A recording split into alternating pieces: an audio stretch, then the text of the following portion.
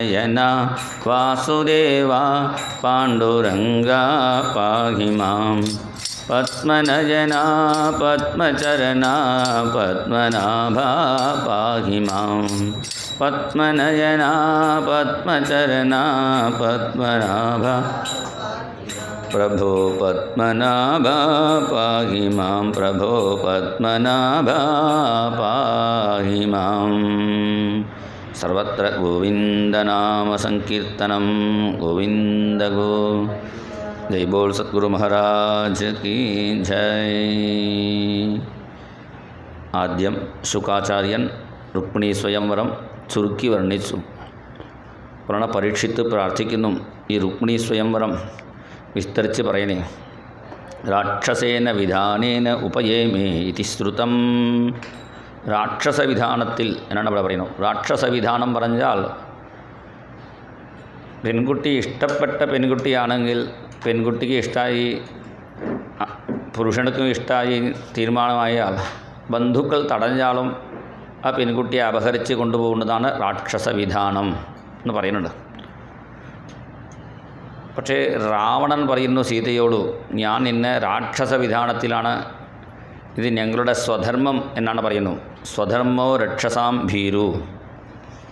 പക്ഷേ ഇവിടെ എന്താ കുഴപ്പം, രാവണനക്ക് പറ്റി പെൺകുട്ടിക്ക് ഇഷ്ടമാണെങ്കിൽ കൊണ്ടുപോകാം, സീതയ്ക്ക് ഇഷ്ടമില്ല, കൊണ്ടുവന്നിട്ട് എൻ്റെ രാക്ഷസധർമ്മം എന്നൊക്കെ പറയുന്നു. അങ്ങനെ രാക്ഷസവിധാനത്തിൽ യുദ്ധം ചെയ്ത് കൊണ്ടുപോയ കഥ ഞങ്ങൾക്ക് പറഞ്ഞു തരണേ എന്ന് പ്രാർത്ഥിക്കുന്നു പരീക്ഷിത്ത്. പക്ഷേ ശുകാചാര്യനക്ക് താല്പര്യം രുക്മിണി പ്രേമലിഖിതം എഴുതിയ ആ ഗാന്ധർവ വിവാഹം, പെൺകുട്ടി ഇഷ്ടപ്പെട്ട് ഇപ്പോഴൊക്കെ ചാറ്റിങ് എന്നൊക്കെ ചെയ്യുന്നുണ്ടല്ലോ, ലവ് മാരേജ്, അത് അങ്ങനെ ചെയ്ത് സ്വീകരിച്ച കഥ വർണ്ണിക്കാനാണ് ശുകനക്ക് താല്പര്യം. അപ്പോൾ പരീക്ഷിത്ത് ചോദിച്ചതുകൊണ്ട് രണ്ടും കൂട്ടിച്ചേർത്താണ് ഇവിടെ വർണ്ണിക്കുന്നു. ഇതൊക്കെ ക്ഷത്രിയന്മാർക്ക് വിധിച്ചതാണ്. പണ്ടൊക്കെ കല്യാണം കഴിച്ച ശേഷം പിന്നെ പ്രേമിക്കും. അങ്ങനെ പ്രേമിക്കുന്ന കുറേ കാലം ഒരുമിച്ചിരിക്കുന്നു. ഇപ്പോൾ പ്രേമിച്ച് കല്യാണം കഴിക്കുന്നവർ മര്യാദയ്ക്ക് ഒരു കൊല്ലം പോലും ജീവിക്കുന്നില്ല, വഴക്ക് കൂടി പോകുന്നു. അപ്പോൾ പ്രേമം എതിലെ വേണം, ഗുണത്തിൽ വേണം എന്നാണ് അവിടെ കാണിക്കുന്നത്. ഇപ്പോൾ രൂപസൗന്ദര്യത്തിൽ മോഹിച്ചിട്ടാണ് അവർ എല്ലാവരും പ്രേമിക്കുന്നു. പണം പദവി നോക്കാതെ ഗുണം നോക്കി പ്രേമിക്കണം. അതാണ് രുക്മിണി പറയുമ്പോൾ ശ്രുത്വാ ഗുണാൻ ഭുവന സുന്ദര, നിൻ്റെ ഗുണങ്ങൾ കേട്ടാണ് ആഗ്രഹിക്കുന്നു. അപ്പോൾ വിവാഹം എങ്ങനെയായാലും, പ്രേമിച്ച് വിവാഹം കഴിച്ചാലും വിവാഹം കഴിച്ചിട്ട് പ്രേമിച്ചാലും കൃഷ്ണനെപ്പോലെ എപ്പോഴും ദമ്പതിയെ ഒരുമിച്ചിരിക്കണം എന്നാണ് അവിടെ കാണിച്ചു തരണം. കാരണം അവരുടെ ഇഷ്ടത്തിന് വേണ്ടിയില്ല, ഉണ്ടാവുന്ന കുട്ടികളുടെ നന്മയ്ക്ക് വേണ്ടിയെങ്കിലും വേണ്ടേ. ഇല്ലെങ്കിൽ പിന്നെ നായെപ്പോലെ ജീവിച്ചാൽ മതിയായിരുന്നു. അത് നായജന്മം മതി, ഈ ആൾ വേണ്ട, പിന്നെ വേറെ ആൾ മതി, പിന്നെ അടുത്ത ആളുടെ അടുത്ത് പോയാൽ ഈ പഴയാൾ ഭേദം തോടിപ്പോവും. ഇങ്ങനെയൊക്കെ നായെപ്പോലെ ജീവിക്കേണ്ട ആവശ്യമില്ലല്ലോ മനുഷ്യന്മാർക്ക്. അങ്ങനെ ഏത് ദുഃഖമായാലും ഈ ജന്മത്തിൻ്റെ പ്രാരബ്ധം ഇത് തന്നെയാണ്, അങ്ങനെ വിചാരിച്ച് പരസ്പരം അങ്ങനെ പോകണം. അതാണ് ഇവിടെ പറയുന്നു. അടുത്തോടെ കുറ്റം പറയും, നീ ചെയ്ത് തെറ്റാണ്, നീ ചെയ്ത് തെറ്റാണ് പറയുമ്പോഴാണ് കുടുംബജീവിതത്തിൽ കലഹമുണ്ടാവുന്നു. അപ്പോൾ എന്ത് ചെയ്യണം, കുടുംബജീവിതത്തിൽ കലഹമില്ലാതെ ജീവിക്കണമെങ്കിൽ അവരുടെ സ്വന്തം തെറ്റ് സ്വയം ഏറ്റ് പറഞ്ഞ് പരസ്പരം സാരി ഇങ്ങനെയൊക്കെ പറഞ്ഞു പോയാലേ കുടുംബജീവിതം പോകുള്ളൂ. അതാണ് ഇവിടെ ഭഗവാൻ കാണിക്കുന്നു. രാജാസീത് ഭീഷ്മകോ നാമ വിദർഭാധിപതിർമഹാൻ തസ്യ പഞ്ചാഭവൻ പുത്രാഃ കന്യൈകാ ച വരാനന. രാജാസീത് ഭീഷ്മകോ നാമ, വിദർഭദേശത്ത് രാജാവ് ഭീഷ്മകൻ, അദ്ദേഹത്തിൻ്റെ ഭാര്യ ശശിലേഖ എന്നാണ് പേര്. അവർക്ക് 5 ആൺകുട്ടികൾ ആദ്യം ഉണ്ടായി. 5 പേരും 5 ഭൂതങ്ങൾ പോലെ ഇരിക്കുന്നു. അപ്പോൾ പെൺകുട്ടി ഉണ്ടായാൽ സന്തോഷമുണ്ടാവും വിചാരിച്ച് ദേവിയെ പ്രാർത്ഥിച്ചു രാജാവും റാണിയും. രാജാവിൻ്റെ ഭാഗ്യം പറയട്ടെ, മഹാലക്ഷ്മിയെ പ്രാർത്ഥിച്ചപ്പോൾ മഹാലക്ഷ്മി തന്നെ കുട്ടിയായി ജനിച്ചു. രുക്മിണി എന്നൊരു പേരിട്ടു. രുക്മിണി നല്ല വിദ്യാഭ്യാസം, വിദ്യായാം വിനയേ ചെയ്വ. ഇപ്പോഴത്തെ പെൺകുട്ടികൾക്കും നല്ല വിദ്യാഭ്യാസമൊക്കെ ഉണ്ട്, പക്ഷേ വിനയമില്ല, കുതിര പോലെ അങ്ങനെ പോകുന്നു. അങ്ങനെ ഇല്ലാതെ വിനയം കൂടി വേണം. വിദ്യായാം വിനയേ ചൈവ കീർത്തനേ നർത്തനേ തഥാ. ചില കുട്ടികൾക്ക് നല്ല വിദ്യാഭ്യാസം ഉണ്ടാവും, പിന്നെ പാട്ട് പാടാൻ അറിയത്തില്ല. പാട്ട് പാടിയാൽ ഡാൻസ് ചെയ്യാൻ അറിയത്തില്ല. രുക്മിണിക്ക് സകല കലകളും അറിയാം. വിദ്യായാം വിനയേ ചൈവ കീർത്തനേ നർത്തനേ തഥാ. പിന്നെ നല്ല സൗന്ദര്യം എല്ലാം ഉണ്ടായിട്ടും പോരാ, സദ്ഗുണേ ചെയ്വ, നല്ല ഗുണങ്ങളും കൂടി കുട്ടികൾക്ക് ഉണ്ടാവണം. അത് ആശ്രമമാർ വേണ്ട വിധത്തിൽ വളർത്തണം.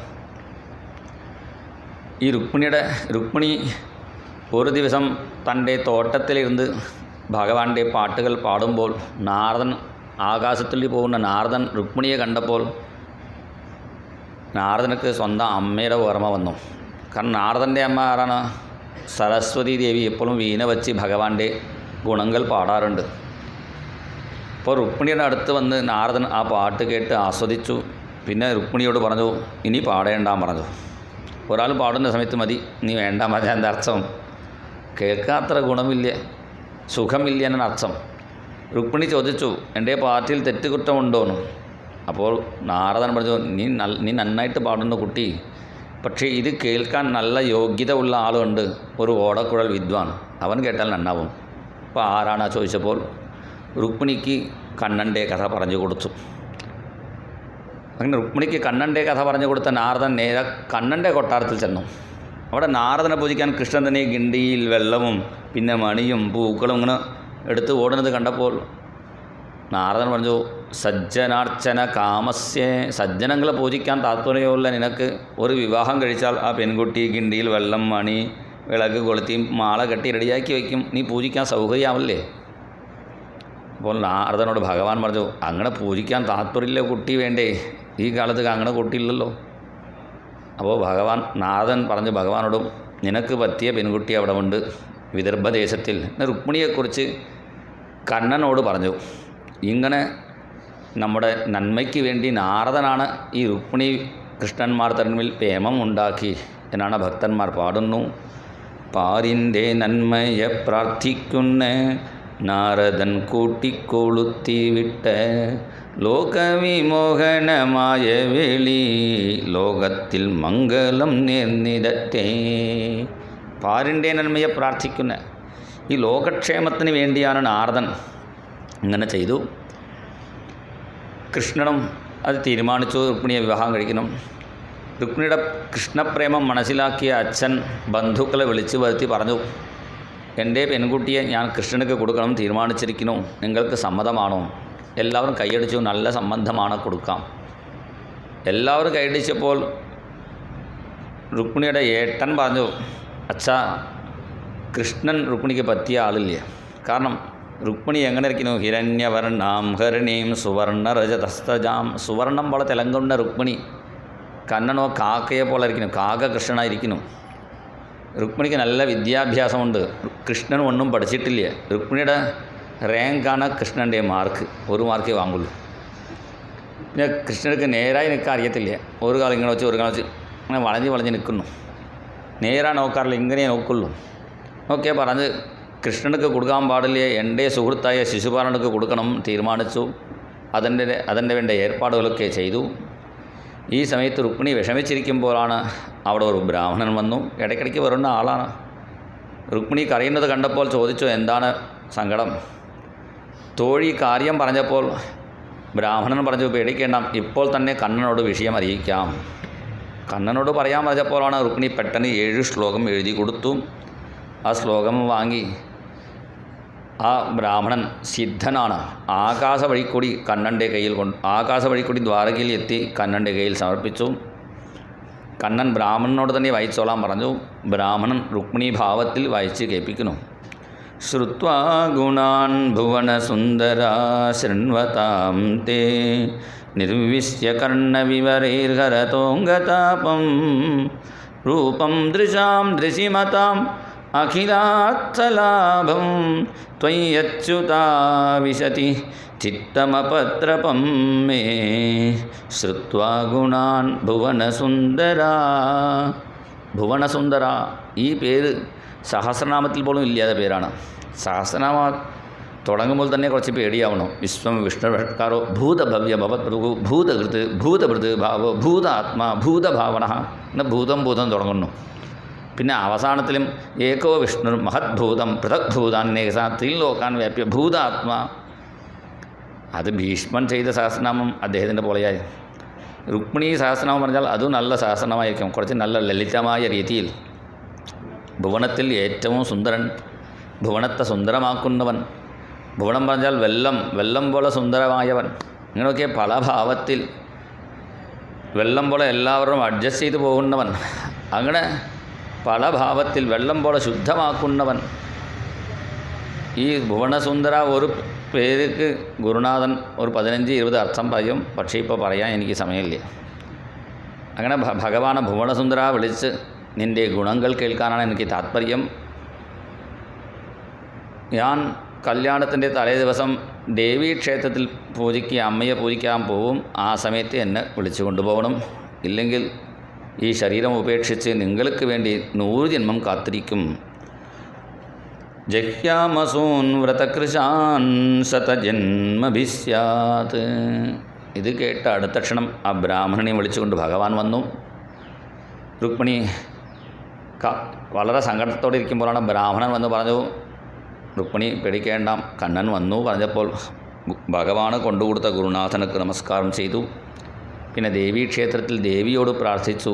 നമസ്യേ ത്വാംബികേ ഭീക്ഷ്ണം സ്വസന്താനയുതാം ശിവാം ഭൂയാത് പതിർമേ ഭഗവാൻ കൃഷ്ണ തദനുമോദതാം. കുടുംബസമേതമുള്ള ദേവീക്ഷേത്രം. ആദ്യം മഹാഗണപതിക്ക് കുറച്ച് കറുകപ്പുല്ല് ഇട്ടു, പ്രാർത്ഥിച്ചു എൻ്റെ കല്യാണം നടത്തി തരണേന്. തുമ്പിക്ക ഉയർത്തി മഹാഗണപതി ആശീർവാദം ചെയ്തു. പിന്നെ സുബ്രഹ്മണ്യസ്വാമി പാർവതി പരമേശ്വരന്മാരുടെ ആശീർവാദവും മേടിച്ച് പുറത്ത് വരുമ്പോഴാണ് എല്ലാ രാജാക്കന്മാരും നിൽക്കുന്നുണ്ട്. കൃഷ്ണൻ എവിടെ നോക്കേണ്ടേ അതിന് ഒരു സൂത്രം ചെയ്തു. പിന്നലിൽ പെടാതെ ചില കേശം ഇങ്ങനെ മുന്നിൽ വീണിട്ടുണ്ട്. ഇത് സ്വയം വീണതാണ്. ഇപ്പോൾ എല്ലാവരും ഇങ്ങനെ പിരിച്ച് ഇങ്ങനെ ഇടുന്നു. അങ്ങനെ മുമ്പിൽ വീണ കേശങ്ങൾ ഇങ്ങനെ മാറ്റുന്ന വ്യാജത്തിൽ ഉത്സാര്യ വാമകരജൈരളകാണപാംഗൈ പ്രാപ്താൻ ഹ്രിയൈക്ഷതൻ നൃപാൻ ദദൃശേ അച്യുതം സാ. അങ്ങനെ തലത്താഴ്ച വരുന്ന രുക്മിണി ആ അളകങ്ങളെ മാറ്റുന്ന വ്യാജത്തെ ഇങ്ങനെ നോക്കിയപ്പോൾ കൃഷ്ണൻ കൃത്യം അവിടെ ഉണ്ടായിരുന്നു. കാരണം ആ ലക്ഷ്മി കടാക്ഷം വേറെ ആൾക്ക് കിട്ടാൻ പാടില്ല വിചാരിച്ച് ഭഗവാൻ തന്നെ കൃത്യം നിൽക്കുന്നു. രുക്മിണി നോക്കിയപ്പോൾ തന്നെ അടുത്ത ക്ഷണം രുക്മിണിയെ നോക്കിയ രാജാക്കന്മാരൊക്കെ ബോധം കെട്ട് വീണു. പക്ഷേ കൃഷ്ണൻ വീണിട്ടില്ല. തൻ്റെ വണ്ടിയുമായി രുക്മിണിയുടെ അടുത്ത് വന്നു, കൈ പിടിച്ച് വണ്ടിയിൽ കയറ്റി. വണ്ടി പുറപ്പെട്ടു. ഈ രുക്മിണി കൃഷ്ണന്മാരുടെ സൗന്ദര്യം നോക്കിയ എല്ലാവരും ബോധം കെട്ട് വീണു. ആണപ്പുറത്തും കുതിരപ്പുറത്തു നിന്നും എല്ലാവരും വീണവർ വീണ്ടും എഴുന്നേറ്റ് ഇരുന്നു. പക്ഷേ കുതിരപ്പുറത്തുനിന്നും വീണാൽ കുതിരപ്പുറത്ത് കയറിയിരുന്നു. രഥത്തിൽ നിന്നും വീണവർ രഥത്തിൽ തേരിൽ കയറിയിരുന്നു. താഴെ വീണവർ ഇങ്ങനെ പൊടി തട്ടി എഴുന്നേറ്റ് നിന്നു. ആണപ്പുറത്ത് നിന്ന് വീണവർക്ക് പെട്ടെന്ന് കയറാൻ പറ്റാതായി. ആണയോട് കാല് മടക്കണം പറഞ്ഞപ്പോൾ ആണ മറ്റു കുറച്ചിനെ വെതേറി ഞാനോട് കൃഷ്ണൻ നോക്കട്ടെ. അങ്ങനെ ആണ പോലും മയങ്ങി നിൽക്കുന്നു. ജരാസന്ധൻ മാത്രം കണ്ണനെ പിടിക്കാൻ പുറകിൽ ഓടി. പിടിക്കാൻ പറ്റാതായി. കാരണം കണ്ണൻ വെണ്ണ കൊണ്ടുപോകുമ്പോൾ തന്നെ പിടിക്കാൻ പറ്റില്ല. പെണ്ണെ കൊണ്ടുപോകുമ്പോൾ പിടിക്കാൻ പറ്റുമോ? കുറച്ച് സ്പീഡ് കൂടുതലായി. കുറച്ച് ദൂരം ഓടിയ ജരാസന്ധൻ തിരിച്ചു വന്നു. ശിശുപാലനോട് പറഞ്ഞു, നമുക്ക് പോവാം. പെൺകുട്ടിയെ കണ്ണൻ കൊണ്ടുപോയി, നമുക്ക് വേറെ പെൺകുട്ടി അന്വേഷിക്കാൻ പറഞ്ഞ് കൊണ്ടുപോയി ശിശുപാലൻ രുക്മിണിയുടെ രുക്മിണിയോട് പറഞ്ഞപ്പോൾ അവൻ യുദ്ധത്തിനായി വന്നു. അവനെ അവമാനിതനാക്കി ഭഗവാൻ പറഞ്ഞു വിട്ടു. പിന്നെ അച്ഛനമ്മയുടെ കയ്യിൽ രുക്മിണിയെ ഏൽപ്പിച്ചു. കൃഷ്ണൻ്റെ ധൃതി മനസ്സിലാക്കി മറ്റന്നാൾ വിവാഹം തീരുമാനിച്ച് മീനമാസം ഉത്തര നക്ഷത്രത്തിലാണ് ദ്വാരകയിൽ ഒരു 1000 മണ്ഡപം വിശ്വകർമ്മ മൂലം നിർമ്മിച്ചു ഭഗവാൻ. ദ്വാരകാനഗരീ മധ്യേ സഹസ്രസ്തംഭമണ്ഡപേ രത്നസിംഹാസനാരൂഢം സകലത്രം ജഗുസ്സുരാः ആചാര്യവചനാത് സർവം അകരോദ്യദുനന്ദനഃ വാചാമഗോചരാത്മാപി വാസുദേവസ്വമായയാ ഭഗവാൻ ഭീഷ്മകസുതാം ഏവം നിർജിത്യ ഭൂമിപാൻ പുരമാണീയ വിധിവത് ഉപയേമേ കുരുദ്വഹ. ഇവിടെ വിസ്തരിച്ച് പറയാൻ സമയമില്ല ശുകാചാര്യനക്ക്. അതുകൊണ്ട് 2 പദത്തിൽ ആ കല്യാണത്തിൻ്റെ കഥ ഇവിടെ വർണ്ണിക്കുന്നു. വിധിവത് ഉപയേമേ, വിധിപ്രകാരം ഭഗവാൻ രുക്മിണിയെ സ്വീകരിച്ചു എന്ന് പറയുന്നു. ആ വിധി എന്തൊക്കെയാണെന്ന് ഗുരുനാഥൻ വളരെ വിസ്തരിച്ച് പറഞ്ഞിട്ടുണ്ട്. അങ്ങനെ ആദ്യം മഹാഗണപതി പൂജയിൽ നിന്നും തുടങ്ങി ഭഗവാൻ ആ വിവാഹ കർമ്മങ്ങളൊക്കെ ചെയ്തു. പിന്നെ ഗർഗാചാര്യൻ പൂജിച്ച താളി എടുത്തു കൊടുത്തു. ആ താളി എടുത്ത് ഭഗവാൻ രുക്മിണിയുടെ കഴുത്തിൽ സമർപ്പിച്ചു. പിന്നെ രുക്മിണിയുടെ പാണിഗ്രഹണം ചെയ്ത് അവിടേക്ക് ബ്രാഹ്മണന്മാരെയും അതേപോലെ അഗ്നി ഭഗവാനെയും പ്രദക്ഷിണം വച്ച് അവരുടെ ആശീർവാദം മേടിച്ചു. അവിടെ വന്ന ഭക്തന്മാർക്ക് ഭഗവാന്റെ നാമങ്ങൾ പാടുന്നു.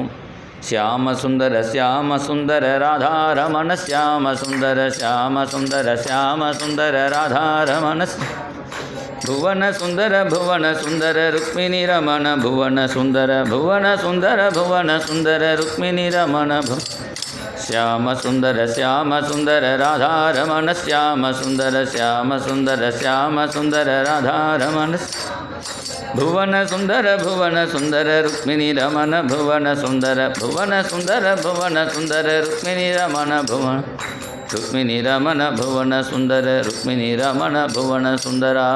ജയ് ബോലോ രുക്മിണി രമണ ഭുവന സുന്ദര ലാൽ കീ ജയ്. വിവാഹം കഴിച്ച ശേഷം കണ്ണനക്ക് സൗന്ദര്യം ഉണ്ടായിരുന്നു, കുറച്ചുകൂടി കൂടുതലായി. അവാപശോഭാം അധികാം മുകുന്ദ. ഭഗവാൻ വിവാഹം കഴിക്കുന്നത് എന്തിനാ ചോദിച്ചാൽ നമുക്ക് വേണ്ടിയാണ്. നമ്മളൊക്കെ കുട്ടികളൊക്കെ ഭഗവാന്റെ അടുത്ത് പോകണമെങ്കിൽ അടുത്ത അമ്മ ഉണ്ടാവണം. കാരണം മാർക്ക് കമ്മിയായി വാങ്ങിയ കുട്ടി അച്ഛൻ്റെ അടുത്ത് മാർക്ക് ഷീറ്റ് കാണിച്ചാൽ അച്ഛൻ ചുണ്ടിയെടുക്കും, മാർക്ക് കുറഞ്ഞു പോയല്ലോണം.